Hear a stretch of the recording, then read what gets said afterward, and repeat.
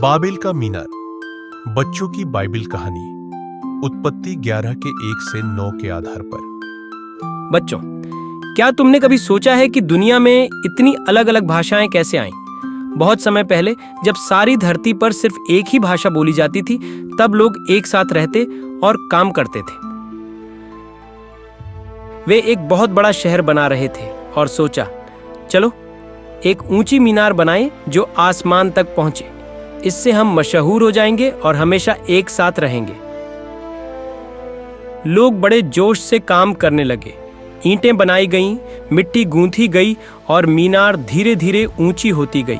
वे सोचने लगे कि वे खुद स्वर्ग तक पहुंच सकते हैं। लेकिन परमेश्वर ने यह देखा और कहा, अगर ये लोग इसी तरह घमंड में बढ़ते गए तो यह उनके लिए अच्छा नहीं होगा।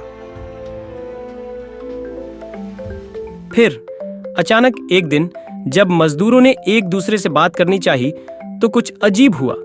एक ने कहा, ईंट दो। पर दूसरे ने जवाब दिया के?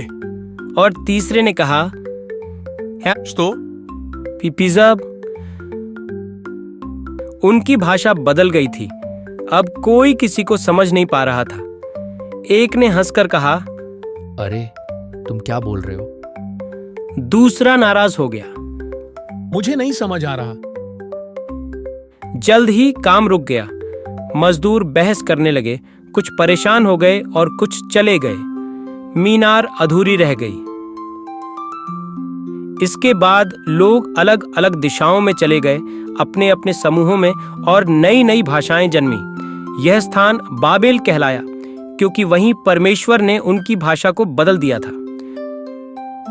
और इसी तरह दुनिया में अलग अलग भाषाएं बनी। लेकिन बच्चे, परमेश्वर चाहता है कि हम एक दूसरे से प्यार और सम्मान से पेश आए, चाहे हम कोई भी भाषा बोलें,